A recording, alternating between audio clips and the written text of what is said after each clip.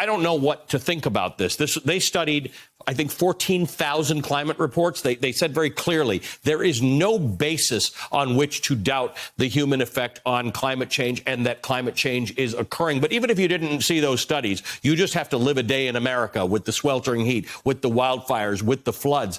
And yet, not everybody is on side about this right now, particularly in Washington and in Congress. We are still fighting this battle about whether this is real as opposed to fighting climate change.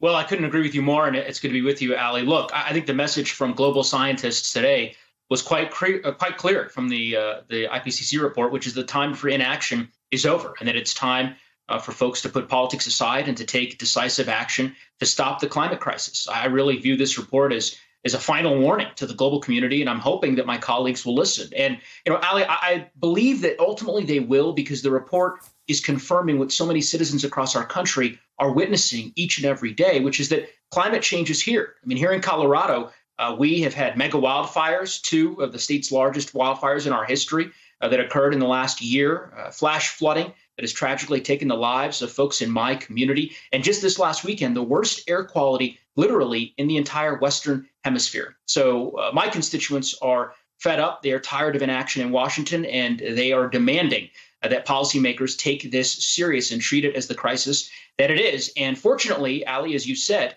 the Senate and the House are poised to do precisely that under the president's Build Back Better agenda to pass generational investments in clean energy and renewable energy and really take decisive steps to save our planet. And I'm glad we're doing that. But the Center for American Progress in March issued a report that says there are still 139 elected officials in the 117th Congress, including 109 representatives and 30 senators who refuse to acknowledge the scientific evidence of human-caused climate change. Climate deniers comprise 52% of House Republicans, 60% of Senate Republicans, and more than a quarter of the total number of elected officials in Congress. Can we make progress, Congressman, with that kind of opposition?